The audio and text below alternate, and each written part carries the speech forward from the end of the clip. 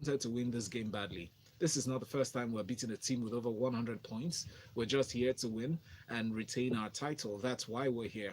And we are going to make sure that we keep on winning.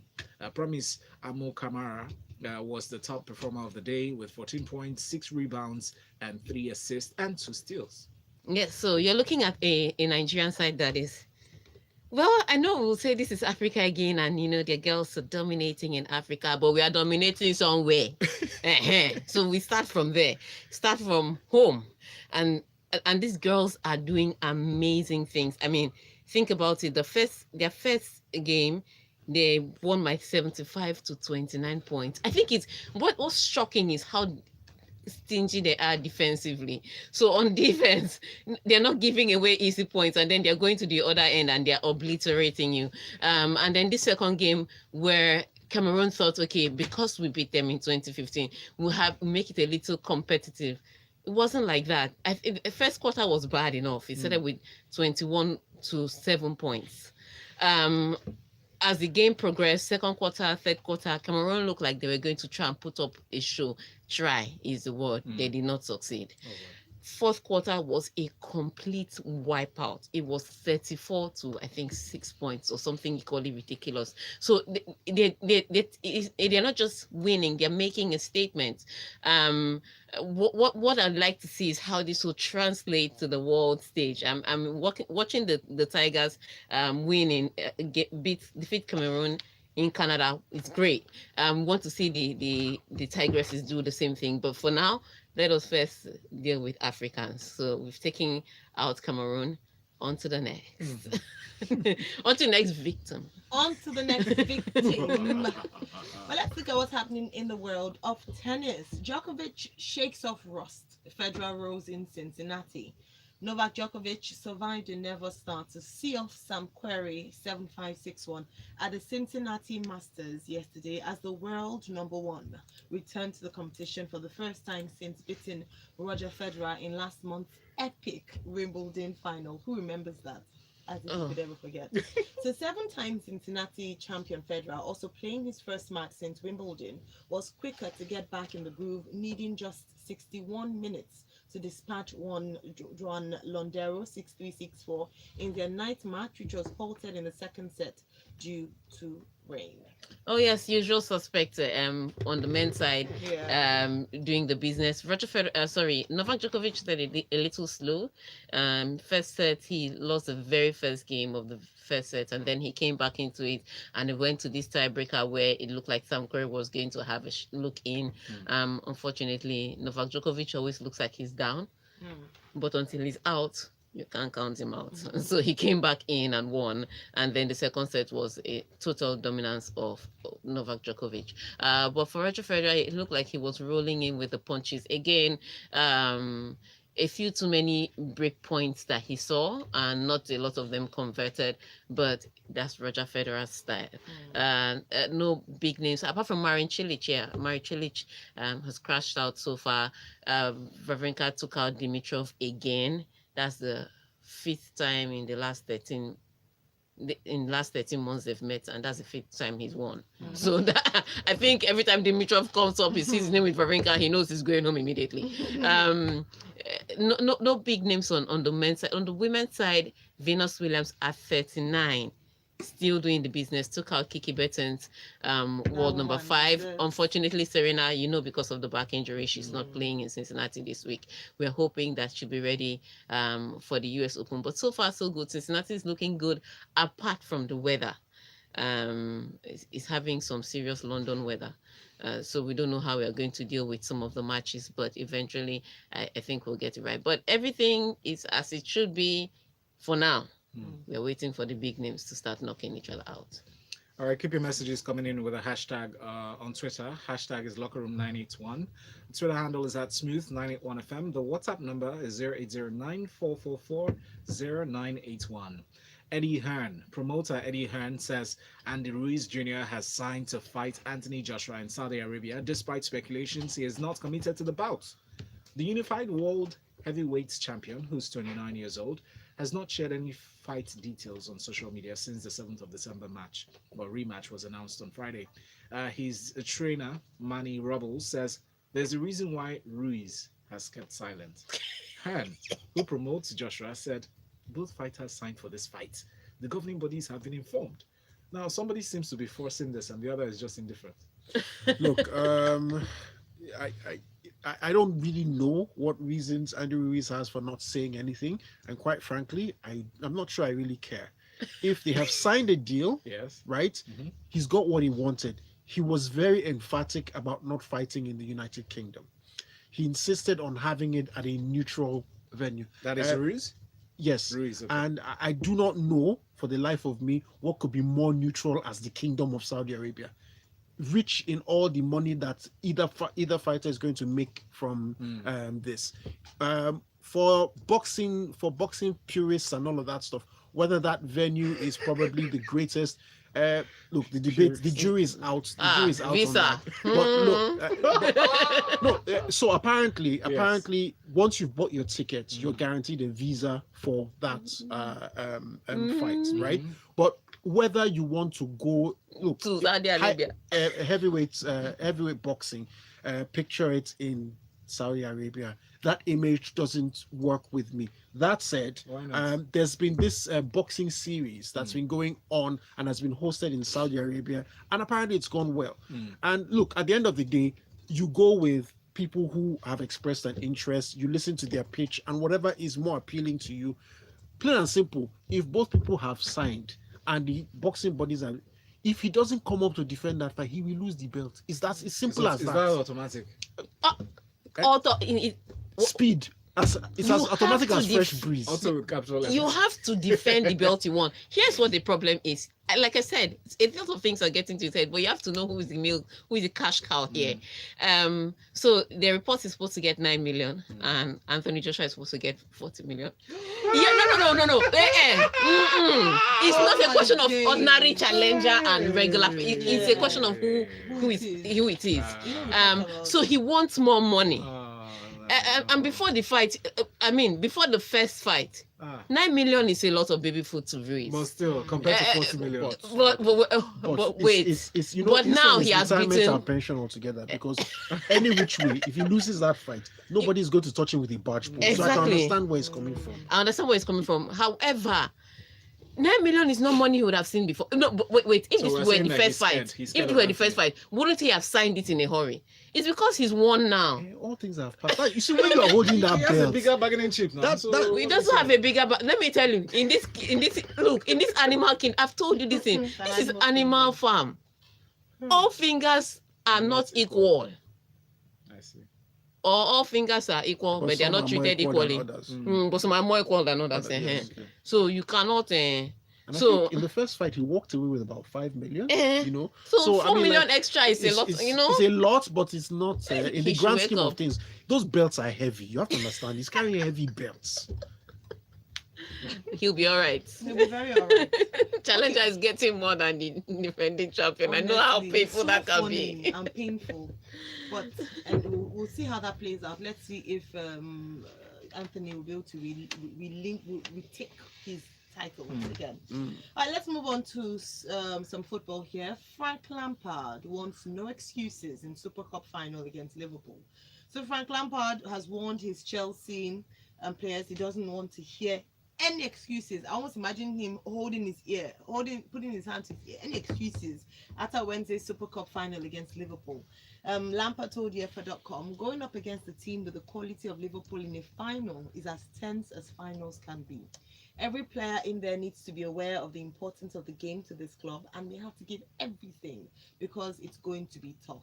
It's going to be tough, but we cannot walk off this pitch and think, oh, we could have done that, or we missed the opportunity, or we weren't quite ready, or make any excuses for ourselves. Okay, so he doesn't want to hear any excuse. He may not just hear any. He may just hear like 4 or more excuses. Or he may not hear anything.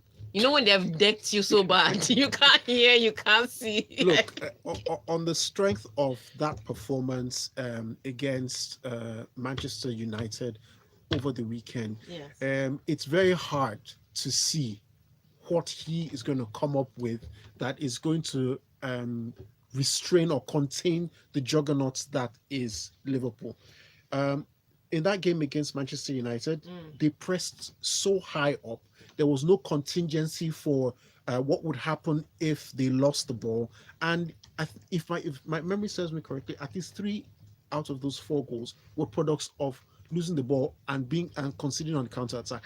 And what other team in the English Premiership and perhaps around the world currently plays better counter attacking football than Liverpool? It's just going to be bad. And look, we understand that there's a I transfer don't like ban. the way you are. No, look, one has to speak the truth. He has a transfer ban. The transfer window, they couldn't do a whole lot. And funny enough, when he started the game against Manchester United, perhaps the people that would have given him a measure of experience, composure, and team organization were all left on the bench. Some all agreed as a result of injuries, but some did not. Why was, for example, someone like Olivier Giroud starting on the bench behind Tammy Abraham? It didn't make any sense. And I was talking to someone over the weekend, as I'm praying that Frank Lampard doesn't go down the path of a certain AVB who came to Chelsea, wanted to stamp his authority, was upsetting the apple carts and shifting people about, and then he got the kind of treatment he got in terms of scorelines. And he may not go down that path of maybe being sacked so early, but if he continues with this and doesn't create a balance in his selections, this season is going to be long, excruciating, and very bad. painful. Very painful. but he has promised Chelsea fans, more harsh lessons. So so prepare yourself. So why is he not telling them they shouldn't give excuses? No, he's saying the player shouldn't give excuses, but the fans should expect harsh lessons. We get that balance. But Liverpool may offer 4 or more excuses on behalf of his players. May. You guys with your projections. Read one from me. Igondo says, good morning, guys. To everyone in the studio, the Tigress did to Cameroon what Manchester United did to the Baba Blue Boys. A good one for Coco Gauff, being given a wild card for the United States Open. But I know that if she wasn't American, she wouldn't have been given that. Really? That's suspicious. On the strength of what she did I wonder. No, I don't think at anyone Wimbledon. would. We have more messages to go through, but let's take this break. The Locker Room 981 is brought to you by 9 Mobile. Stay with us. Keep listening to Smooth 98.1. Welcome to 9 Mobile Experience Center. How may I help you? Look, I need a simple plan that allows me to browse all I want, call all I want, and text all I want without any restrictions. Oh, Moreflex is the perfect all-in-one I see plan. teams like When Burnley you join Moreflex on just 9 Mobile, rubbing you their get hands double together. data on your Like, data hey, purchase. you don't You hammer. also get 300% extra on every And this guy looks like he's very stubborn. That's more He's going to than Okay, guys, we're coming back now. We're coming back now. it just feels good.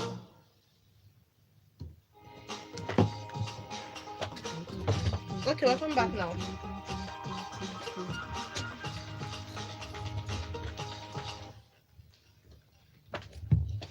Alright, it's still the Locker Room 981 here on Smooth 98.1, and we are still discussing sports. And before the break, we looked at Frank Lampard telling the Chelsea players that they shouldn't give any excuses in their face-off with Liverpool later on today. Djokovic on form, as well as Federer in Cincinnati. And now let's take a few of your comments as we started before we had to go on that break earlier. Just now. Okay. So Razor Blade says, I'm worried about my Chelsea club because I feel Frank Lampard does not have enough experience in the EPL to move Chelsea to that point where they ought to be. Though as a player, but as a coach, none. What do you think about that? That he doesn't have enough experience? I would say this: he really doesn't have enough experience. But sometimes that's not the only factor that counts. He doesn't have the experience. He came into the club at the wrong time. There's a lot of issues going on. So yeah, even an experienced coach will struggle with no activity in the transfer market. Yes. Yeah. So Yeah. at the end of the day, it's not just down to his inexperience. Yeah. All right, okay. Then Cruz says, "Now, good morning. No, what's Lampard saying? It's sure that Liverpool will beat them now. They can only fight for less beating. Also, I think." Cruz, have some faith. It's football. Anything can happen. Tony from Coca says, you guys can analyze it whichever way. All I'm sure of is AJ receiving another beating of his life from Junior. One thing is certain today, Chelsea surprising Liverpool and the world today. This guy, Tony from Coca, is so optimistic. We would welcome the surprise. It would be as surprising surprising as the Salah meet I did not get. All right, then Boston in Sulere says, hello, Tega. If Anthony wins, would Ruiz have the same opportunity Anthony had to defend his championship? That's a Okay, good question. so there's a fight and there's a fight and there's a rematch, and in some cases some people like to fight another time, like my favorite boxer of all time, Joe Frazier and Muhammad Ali. Yeah. But that one is not compulsory. The rematch is compulsory. Defend that title. Yeah. Then Anthony may have to defend against anybody else. It doesn't necessarily have to be Ruiz. Yes. All right. But thanks he a lot has for to that defend his clarification. title, Yeah, he yeah. has to. All right. Thanks a lot for that clarification. Emeka says, from what I understand, oh, actually, before I read Emeka's comments, can he reject defending? Like, okay, I don't want the title anymore. I don't want the titles anymore. Well, If he drops it, someone else will take it. Then you have to fight to remain a boxer. Oh, right. yeah. Yeah, That that's would basically be a it. problem for So him. that's like Yes. him retiring. Okay. All right, let's go on. Emeka says, from what I understand, the financial terms of the rematch were already agreed during the first fight. He can call shots after the rematch. And then Ridwan from Uganda says, I'm sorry to say, I still believe the Blue Boys will be bullied by the Reds in Istanbul. The transfer ban is really affecting them. Did you say bullied? Yes, They'll be sir. beaten. There's a difference between being bullied and being beaten. No, he said that they'll be beating like little children. That's the bully part. All right, let's move on to some more sporting news here, and we have this one here from Manchester City. So Manchester City fined but avoid transfer ban for breaching FIFA rules on under 18 signings. So Manchester City have avoided a transfer ban after admitting breaching FIFA rules on signing youth players. The Premier League champions have been fined £315,000. Do that quick maths in Naira. So the FIFA disciplinary committee has sanctioned English club Manchester City FC for breaches relating to the international transfer and registration of players under the ages of 18. Manchester City FC was found to have breached, among others, Article 19 of the FIFA regulations on the status and transfer of players. Okay, here's what's ridiculous. Again, this, like I said, this is an Animal Farm. All fingers are not equal, but some all fingers are not equal, but some fingers are more equal than the others. Yes. So Chelsea, the reason why Chelsea is serving this 1-year ban is because they broke exactly the same rule like Manchester City. No way. Yes, way. They are going to pay more money, by the way. They're paying £450,000. But FIFA is claiming that because Manchester City accepted that they were wrong, that's why they are not giving them a ban. Did they? Yes. Did No, Manchester City they accept? didn't. Because I remember They fought back. it. So this is absolute rubbish, and this is where you understand that FIFA is as corrupt as ever. I mean, what are you saying? This man killed somebody. You're saying because he accepted that he killed somebody, he should walk? Is that what? And it's coming Maybe on it's a plea deal. No, it's no plea deal. It's No. coming on the back of a ban to another club, and this is not the first time Manchester City is involved in this. Remember when they banned Barcelona from the transfer market? Manchester City was also being looked at that time. So they're serial. They're breaking the rule several times, and so for FIFA to continuously give them this room is absolute rubbish. Like Infantino comes up to me and tells me I'm not corrupt.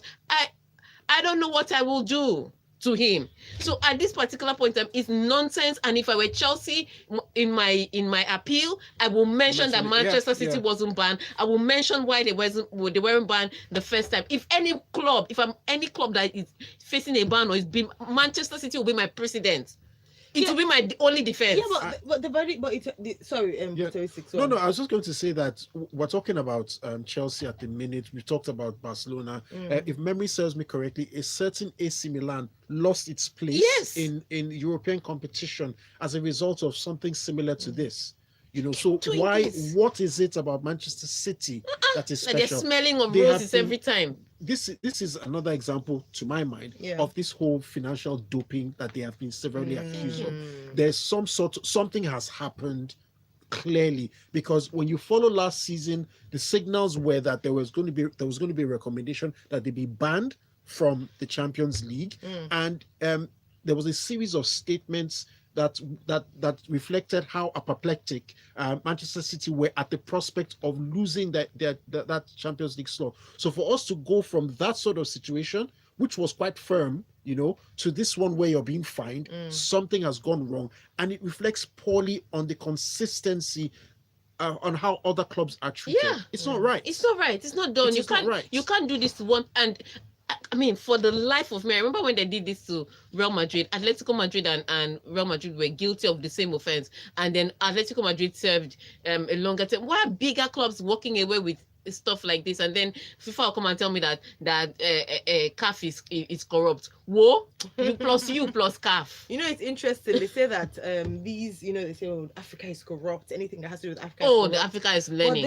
I'm telling you, the corruption is at a higher level. Yes, Africa yes, is a learner it's- when it it's comes like to corruption. mafia. There's nothing. FIFA cannot convince me Nah. that they are not dirty with this kind of Mm. consistent judgment. So do you they're think Chelsea is tricky. going to then challenge their ban since this has happened? No, they're already They're already appealing. So I will just Okay, attach okay. I will just Great attach this Manchester City's judgment. If I Yeah, the one, if yeah. I did lawyer, you've said I'm president, you looking forward to must give seeing me how a they will government. justify it. However, I mean, while they will do that, Mm. I fear that they may not necessarily be successful. I That's won't go. what I'm saying. I will refrain from going into the details as to why I think so. Yeah. But the indices and the way things have played out Yeah. tells me that no matter what they do, Yeah. they will waft through this ban. Okay. You know, it won't be All right. upturned. I'd be surprised. Let's move from Manchester to Bayern Munich. So Ivan Perisic joins Bayern Munich from Inter Milan on season-long loan. So Bayern Munich have signed Ivan on a season-long loan from Inter Milan with an option to buy. So Ivan will instantly help us with his top-level experience, says Bayern sports director Hassan. He's skilled and is flexible up front. I'm certain he'll quickly integrate because he knows the Bundesliga and also our coach Niko Kovac.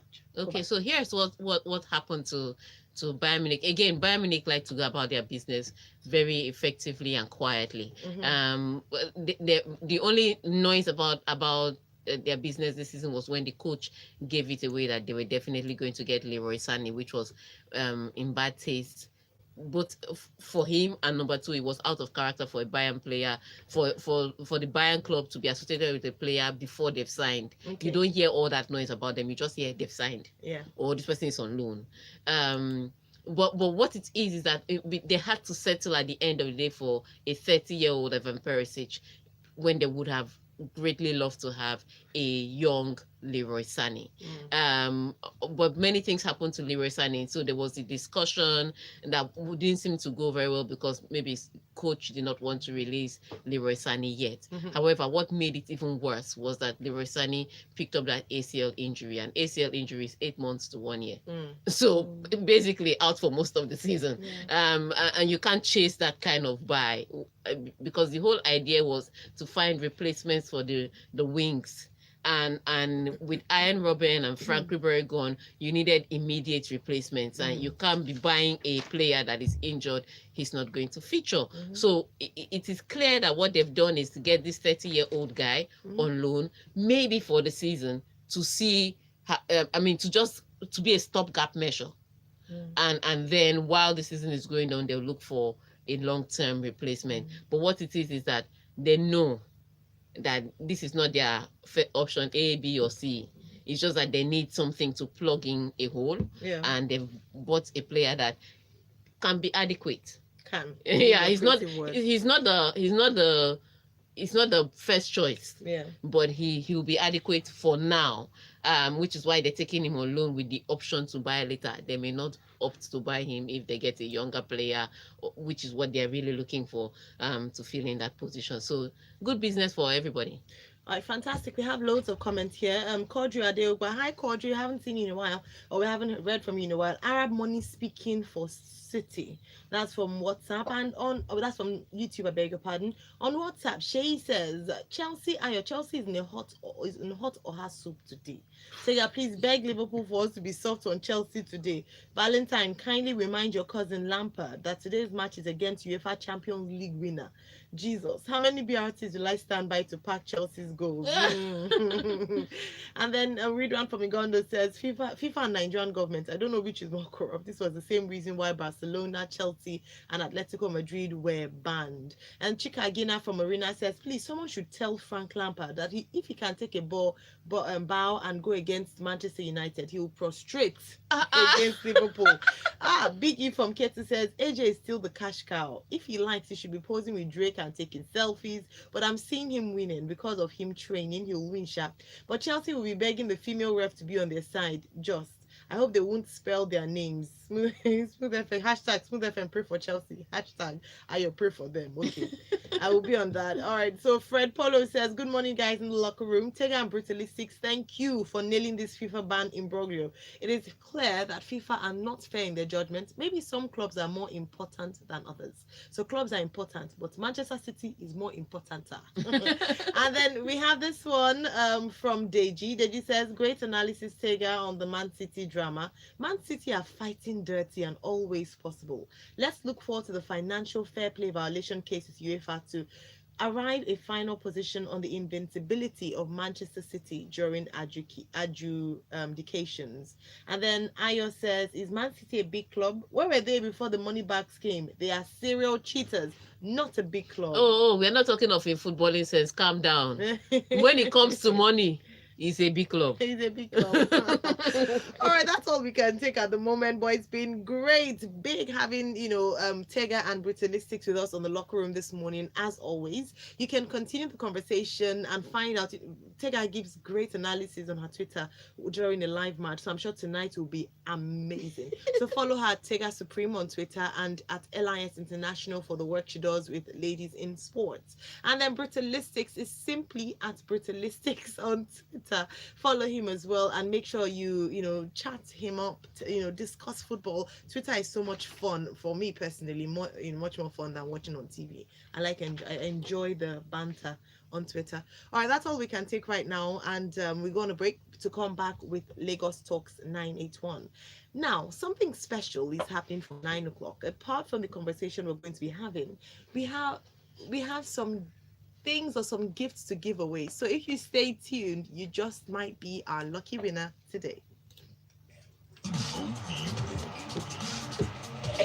Oh, Every corner.